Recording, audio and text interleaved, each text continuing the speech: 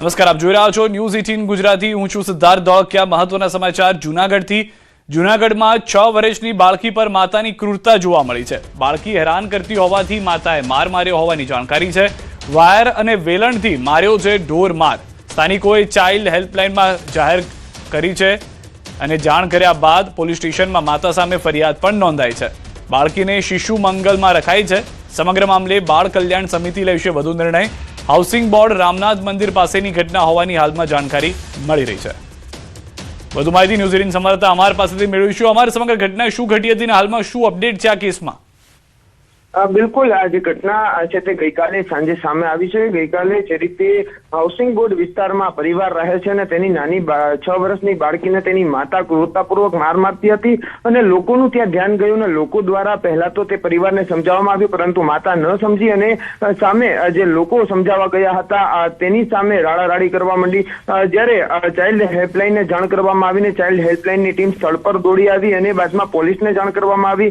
Police staff પણ સ્થળ પર દોડી આવ્યો અને બાદમાં આજે ઈજાના નિશાનો બાળકીના જે શરીર ઉપર જોવા મળ્યા છે। બાળકીની પૂછપરછ કરતા બાળકીએ પણ કબૂલ્યું કે તેની માતા તેને માર મારે છે, કારણ કે તે બેડ ઉપર અવારનવાર ટોયલેટ કરી લેતી હતી, એટલા માટે તેની માતા તેને માર મારે છે તેવું સામે આવ્યું છે।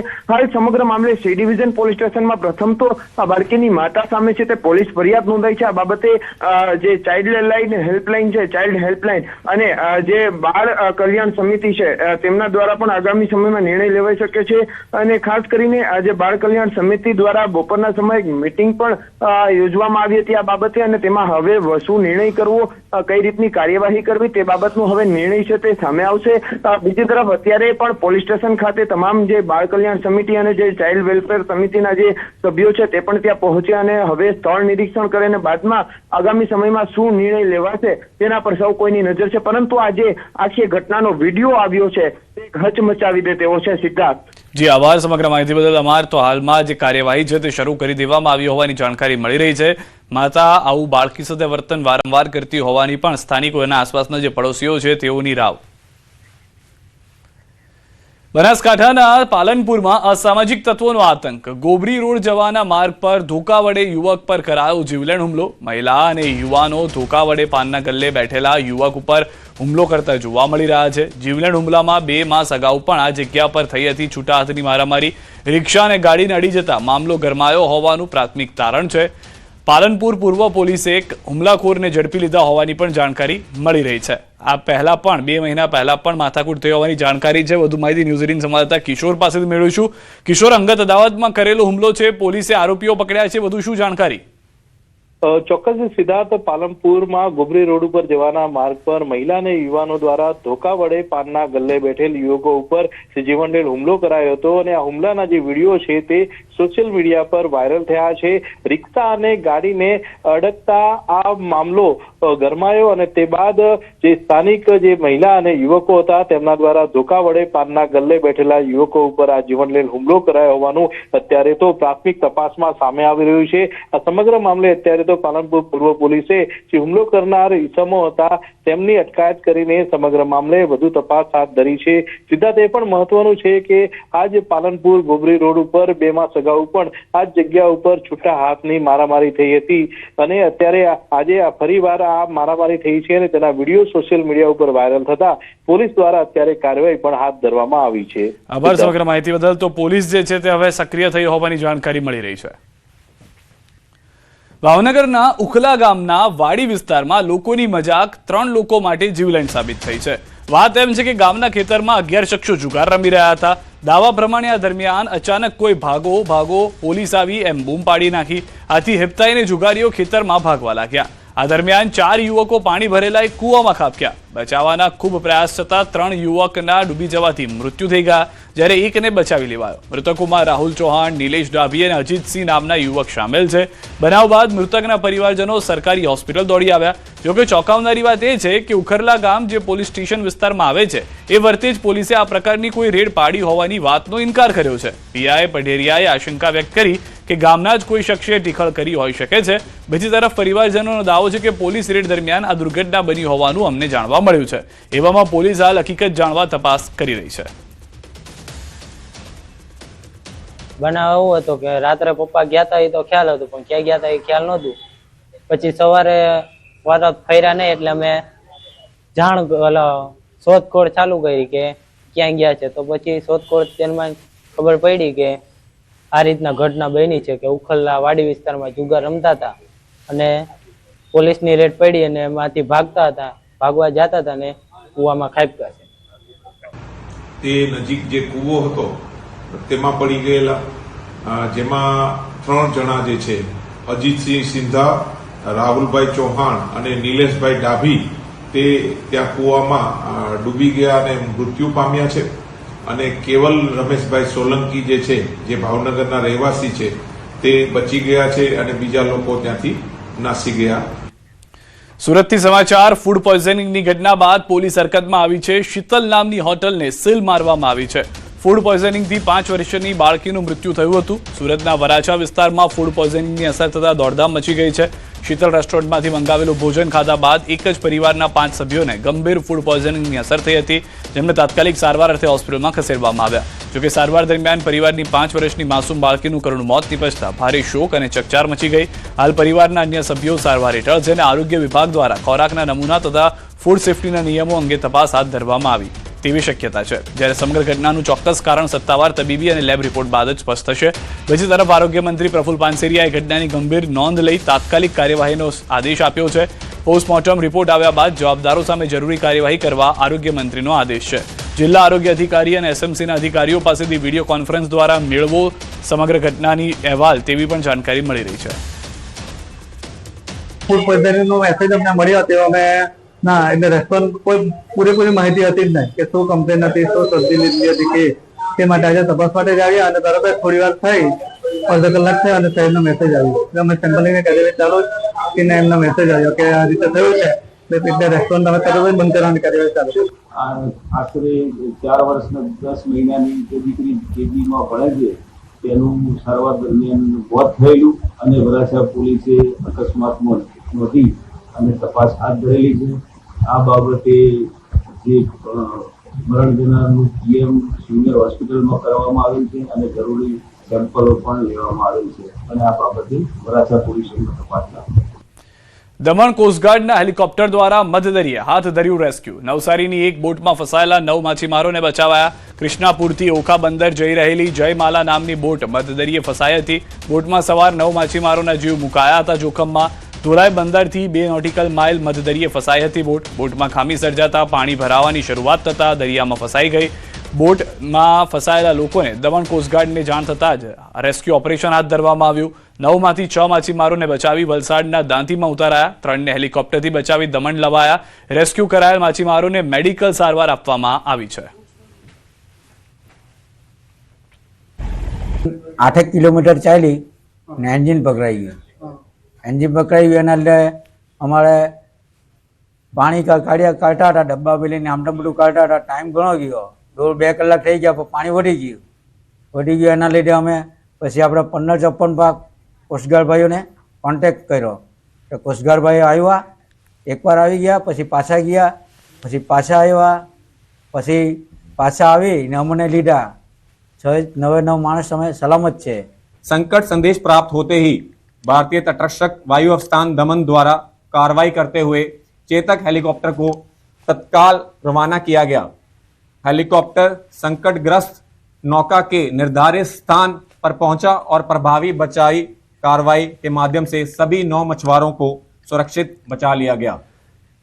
આણંદ જિલ્લાના ખંભાત તાલુકાના જૂની આખોલ ગામમાં પ્રદૂષિત પાણી પીવાથી 15 જેટલા દુધાળા પશુઓના મોત થયા હોવાનો આક્ષેપ થયો છે, જ્યારે 10થી વધુ પશુઓ ગંભીર રીતે બીમાર હોવાનું સામે આવ્યું છે. સોખડા જીઆઈડીસીમાં આવેલી કેમિકલ કંપનીઓનું પ્રદૂષિત પાણી પાઇપલાઇન મારફતે દરિયાઈ પટ્ટી વિસ્તારમાં છોડાતું હોવાનો સ્થાનિકોનો આક્ષેપ છે. પશુઓ ચરવા જતા પાણી પીતા હોવાનું પશુપાલકો જણાવી રહ્યા છે. ઘટનાની જાણ થતાં પશુ સારવાર ટીમ અને પ્રદૂષણ નિયંત્રણ વિભાગની ટીમ સ્થળ પર પહોંચી છે અને મૃત પશુઓના પોસ્ટમોર્ટમ સહિતની કાર્યવાહી હાથ ધરી છે. પશુપાલકોએ વારંવાર આવી ઘટનાઓ બનતી હોવાનો આક્ષેપ કરી જવાબદાર કેમિકલ કંપનીઓ સામે કડક કાર્યવાહી કરવાની માંગ કરી છે. આ સોખડા કેમિકલ કંપની છે, ત્યાંથી કેમિકલ પી જવાથી ભેંસો અમારા પશુઓ મરી ગયા છે. તો અમારા દુધાળ દીકરા કહેવાય તે, તો લોન લઈને અમે લોકો એમને લાવતા હોય, 1.5-2 લાખની પશુ થતા હોય છે. તો એમને લાવવાથી અમે એની ઉપર રળી ખાતા હોય તો હવે એ મરી ગયા તો અમારે હવે શું આશા? ઘણા છેલ્લા કેટલાય વર્ષથી આની આ તકલીફ છે. વારંવાર રજૂઆત કરવા છતાં આ અમારે જે પ્રશ્નનું કોઈ નિરાકરણ આવતું નથી. ખંભાત તાલુકાના જૂની આખોલના ભાઠા વિસ્તારમાં આશરે 9 થી 10 પશુઓના મરણ થયેલા છે અને બીજા 12-13 જેવા પશુ અત્યારે બીમાર હાલતમાં જોવા મળે છે. એનું ચોક્કસ કારણ આપણે પોસ્ટમોર્ટમનો રિપોર્ટ આવે પછી જાણી શકાય. અમદાવાદમાં ધાર્મિક વિધિના બહાને સગીરા સાથે દુષ્કર્મ આચર્યાના આરોપમાં સોલા હાઈકોર્ટે પોલીસે ભુવો ચંદ્રકાંતની ધરપકડ કરી છે. આરોપીએ સગીરાને ભૂત પ્રેતનું વળગાડ હોવાનું કહી વિધિના બહાને પોતાના ઘરે લઈ જઈ શારીરિક શોષણ કર્યું હોવાનો આક્ષેપ છે. પરિવારની આર્થિક સ્થિતિ સુધારવા અને સોનું મળવાની લાલચ આપી સગીરા સાથે અવારનવાર દુષ્કર્મ આચર્યાની ફરિયાદ નોંધાઈ છે. પોલીસે આરોપી વિરુદ્ધ BNS, પોક્સો એક્ટ હેઠળ અને અંધશ્રદ્ધા વિરોધી કાયદા હેઠળ કાર્યવાહી હાથ ધરી છે. આરોપી વિરુદ્ધ અગાઉ પણ ઘાટલોડિયા, રામોલ, માંડલ અને સોલામાં 4 ગુના નોંધાયેલા હોવાનું પણ સામે આવ્યું છે.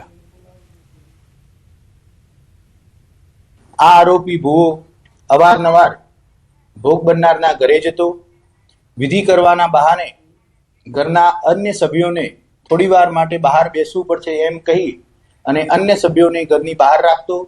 એ દરમિયાન કોઈ પણ કેફી પીણું પીવડાવી અને ભોગ બનનારને અર્ધ બેભાન જેવી પરિસ્થિતિ થાય પછી તેની સાથે શરીર સંબંધ બાંધતો. રાજકોટમાં રૂપિયા 1 કરોડથી વધુનો ગાંજો ઝડપાયો છે. એસઓજીએ ઓરિસ્સાથી લોખંડની પ્લેટની આડમાં લાવવામાં આવેલ ગાંજાનો જથ્થો ઝડપી પાડ્યો છે. અમદાવાદ રાજકોટ હાઈવે પર બામણબોર તરફના રસ્તાથી ઝડપાયેલા ગાંજા અને ટ્રક સહિત રૂપિયા 1.5 કરોડથી વધુનો મુદ્દામાલ કબજે કરાયો. પોલીસે મોહમ્મદ ઉર્ફે કાળો અને અરબાઝ સંધી નામના 2 આરોપીઓની ધરપકડ કરી છે, જ્યારે સમગ્ર મામલાની તપાસ ક્રાઇમ બ્રાન્ચને સોંપાઈ છે. 205 કિલો ગાંજો બામનબોર પાસેથી પકડી પાડ્યું છે અને એક મોટી સફળતા રાજકોટ સિટી એસઓજીને મળી છે.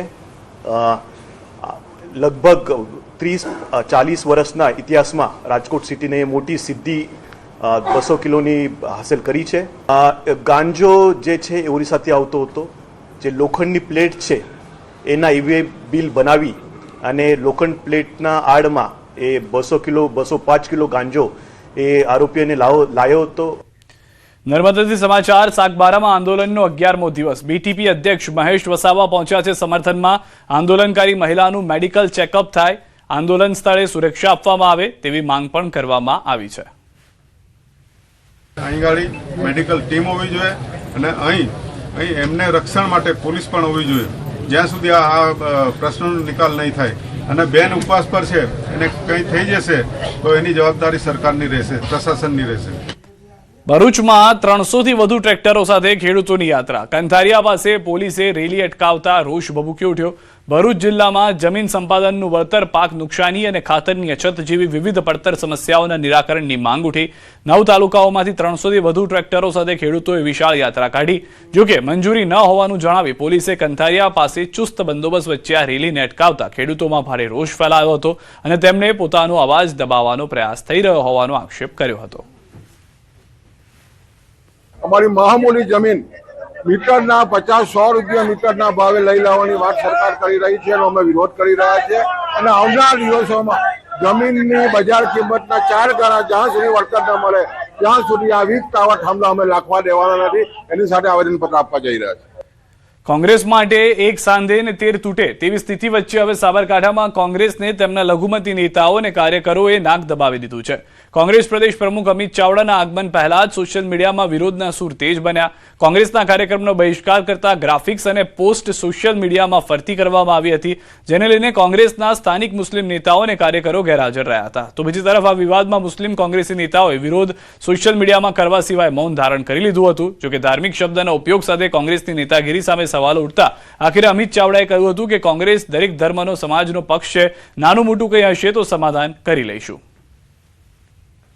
કોઈને ગેરસમજ ઊભી થઈ હોય એટલા માટે કદાચ એવા પ્રશ્નો ઊભા થયા હોય, પણ કોંગ્રેસે હંમેશા કોઈ પણ જાતિ, ધર્મ, ભાષા, પ્રાંતના ભેદભાવ વગર તમામ લોકોને સાથે રાખી. કોંગ્રેસ તમામની છે અને કોંગ્રેસે તમામ માટે હંમેશા કાયદા લાયા છે, નીતિ રાખી છે, એનું બજેટની ફાળવણી થઈ છે, એના કાર્યક્રમો આપ્યા છે.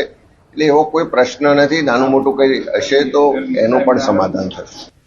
રાજકોટમાં નંબર પ્લેટ વિનાની ગાડીઓને લઈને લેવાયેલા નિર્ણયને અમદાવાદના લોકોએ આવકાર્યો છે. રાજકોટમાં નંબર પ્લેટ વિનાની ગાડીઓ પેટ્રોલ ડીઝલ નહીં મળે તેવું જાહેરનામું બહાર પડાયું છે. આ જાહેરનામા બાદ અમદાવાદ વાસીઓને પણ કહ્યું કે અમદાવાદમાં પણ આવો નિર્ણય લેવો જોઈએ, જેથી નંબર પ્લેટના કારણે અકસ્માત થાય તો પણ તેનો માલિક કોણ છે તે જાણી શકાય. સુરક્ષા માટે પણ વાહનમાં નંબર પ્લેટ હોવી જરૂરી. तो अच्छा ही किया है क्योंकि सारे लोग फिर सुरक्षा से ध्यान रखकर चलेंगे, गाड़ी में नंबर प्लेट रखेंगे, इससे मतलब हादसे कम होंगे और एक्सीडेंट कम होंगे. और ये डिसीजन बिल्कुल मतलब ऐसा है कि अहमदाबाद में भी प्लस इसको हर जगह फॉलो करना चाहिए कि नंबर प्लेट बिना गाड़ी वाली के मतलब उनको पेट्रोल डीजल भी ना करे, प्लस ऐसी कार्रवाई करे और एटिस नोजी करे, और ये सब जगह होनी चाहिए ऐसी ये रूल्स. ચોમાસાની સિઝનમાં મચ્છરજન્ય રોગોનો ઉપદ્રવ વધે છે. ભારતમાં મચ્છરની અનેક પ્રજાતિઓમાંથી મેલેરિયા ફેલાવતા એનોફિલિસ અને ડેન્ગ્યુ ફેલાવતા એડિસ મચ્છર મુખ્ય છે. ભરાયેલા પાણીમાં મચ્છરનો ઉપદ્રવ વધે છે અને માદા મચ્છર ઈંડા મૂકી ઝડપથી સંખ્યા વધારે છે. એનોફિલિસ માદા મચ્છર રાત્રે કરડે તો મેલેરિયા, જ્યારે એડિસ ઇજિપ્તી માદા મચ્છર દિવસે કરડે તો ડેન્ગ્યુ ફેલાઈ શકે છે. અમદાવાદ ગ્રામ્ય વિસ્તારમાં મચ્છરજન્ય રોગચાળો અટકાવવા 300 ટીમો ઘરે ઘરે સર્વેલન્સ, દવાનો છંટકાવ, ઓઇલ છંટકાવ અને ફોગિંગની કામગીરી કરી રહી છે. લોકો પણ ઘરની આસપાસ પાણી ભરાવા ન દે અને મચ્છરોના ઉપદ્રવને રોકવામાં સહયોગ આપે તે જરૂરી છે. આપને મેં કહ્યું 3 પ્રકારના મચ્છર છે, એનોફિલિસ, ક્યુલેક્સ અને એડિસ. એનોફિલિસ મેલેરિયાનો છે, ક્યુલેક્સ હાથીપગો કરે છે અને એડિસ છે એ ડેન્ગ્યુ ચિકનગુનિયા કરે છે. અમદાવાદ જિલ્લામાં જ્યારથી વરસાદ થયો અને જો સતત વરસાદ થાય તો બ્રીડિંગ વોશ આઉટ થતું હોય છે, પણ વરસાદ થયા પછી જો બંધ થઈ જાય અને 6 થી 7 દિવસનો સમયગાળો મળે તો મેં અગાઉ કહ્યું એ મુજબ ઈંડામાંથી લાર્વા થતા હોય છે. એ ના થાય એના માટે અત્યારે અમે 27 તારીખથી 300 કરતાં વધારે ટીમો કામ કરે છે. 324 ટીમો છે. એ તમામ ટીમો અત્યારે ગામડે ગામડે કામગીરી કરે છે. એમાં અમે ઘરના અંદરના પાણીમાં અબેટ, પીવાના પાણીના સિવાય તમામ પાત્રોમાં બહારની બાજુ અમે ડાયફ્લુબેન્ઝોનનો છંટકાવ કરીએ છીએ. અમદાવાદમાં આવેલ શાળાઓની કેન્ટીનમાં ફૂડ વિભાગ દ્વારા તપાસ હાથ ધરવામાં આવી હતી. કુલ 6 શાળાઓમાં ચકાસણી કરવામાં આવી હતી. નારણપુરા સ્થિત સેન્ટ ઝેવિયર સ્કૂલની કેન્ટીનમાં ગંદકી જોવા મળી હતી, તેમજ શાકભાજી સહિતની ખાદ્ય સામગ્રીની સ્વચ્છતા અંગે ગંભીર બેદરકારી જણાઈ હતી. તપાસ દરમિયાન કેટલીક ખાદ્ય વસ્તુઓ એક્સપાયર થયેલી પણ મળી આવી હતી. નિયમોના ભંગને પગલે તંત્ર દ્વારા સેન્ટ ઝેવિયર સ્કૂલની કેન્ટીનને સીલ કરવામાં આવી છે. અન્ય શાળાઓની કેન્ટીનમાંથી પણ ખાદ્ય સામગ્રીના સેમ્પલ લેવામાં આવ્યા છે. કોર્પોરેશન દ્વારા આજે શહેરની જુદી જુદી પ્રાઇવેટ સ્કૂલોમાં જે કેન્ટીન ચાલી રહી છે એની તપાસ હાથ ધરવામાં આવી હતી. અત્યાર સુધી લગભગ 6 જેટલી સ્કૂલોમાં જેમાં કેન્ટીન ચાલી રહી છે તેની તપાસણી કરવામાં આવી છે. જે દરમિયાન એક સ્કૂલ જે નારણપુરા ખાતે સેન્ટ ઝેવિયર સ્કૂલ છે તેમાં ખૂબ મોટા પ્રમાણમાં ગંદકી જોવા મળી. તો જે કેન્ટીનને આજરોજ સીલ કરવામાં આવી છે અને જે અન્ય જગ્યાઓ છે તેમાં પ્રમાણમાં હાઇજીનનું ધોરણ મેન્ટેન કરવામાં આવતું હતું, ત્યાં સેમ્પલિંગની કાર્યવાહી હાથ ધરવામાં આવી છે. અમદાવાદ મહાનગરપાલિકા હવે શહેરના રોડ પરના ખાડા અને અન્ય સમસ્યાઓ શોધવા માટે AI ટેકનોલોજીનો ઉપયોગ કરશે. નવી CCRS સિસ્ટમ અંતર્ગત નાગરિકો AMC સેવા એપ અથવા CCRS એપ મારફતે માત્ર સમસ્યાનો ફોટો અપલોડ કરીને ફરિયાદ નોંધાવી શકશે. ફોટો અપલોડ થતાં GPSના આધારે સ્થળ, ઝોન અને વોર્ડની ઓળખ આપમેળે થશે અને ફરિયાદ સંબંધિત અધિકારીને સોંપાશે. સાથે જ AI દ્વારા ફરિયાદની કેટેગરી પણ નક્કી કરવામાં આવશે. એક જ સ્થળે એક સરખી ફરિયાદો આવે તો AI આધારિત કન્સલ્ટિંગથી તેને એકીકૃત કરીને ડુપ્લિકેટ ફરિયાદો ઘટાડવામાં આવશે. ફરિયાદ નોંધાયા બાદ તેનું ટોકન WhatsApp પર મળશે અને કામગીરી પૂર્ણ થયા પછી બિફોર આફ્ટરના ફોટા પણ મોકલવામાં આવશે. આ નવી સિસ્ટમ ઓગસ્ટના અંત સુધીમાં કાર્યરત થવાની શક્યતા છે. ખાસ કરીને નાગરિકોએ AMC સેવા એપ અથવા તો CCRS એપમાં એકવાર માટે રજીસ્ટ્રેશન કરવાનું રહેશે. ત્યારબાદ કોઈ પણ રોડનું સમારકામ અથવા તો ખાડો પડેલો હોય તો ફક્ત એક પિક્ચર જ અપલોડ કરવાનું રહેશે.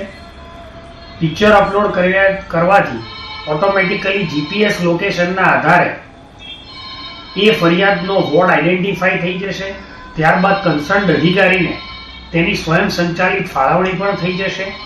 જે નાગરિકે આ ફોટો અપલોડ કર્યો છે તેને ફરિયાદનું ટોકન નંબર WhatsAppના આધારે મળી જશે અને કમ્પ્લેન ક્લોઝ થયા પછી બિફોર અને આફ્ટરના ફોટા પણ મળી જશે.